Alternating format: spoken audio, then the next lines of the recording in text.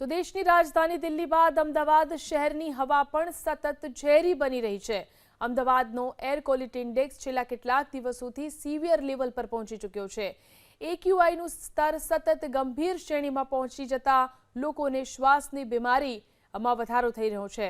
આજે અમદાવાદ શહેરનો સરેરાશ એક્યુઆઈ 215 નોંધાયો।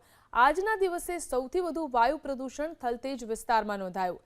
થલતેજમાં એક્યુઆઈ 298 તો શાહીબાગ વિસ્તારમાં 205, વસંતનગરમાં 222 તો ઉસ્માનપુરામાં 201 એક્યુઆઈ નોંધાયો છે।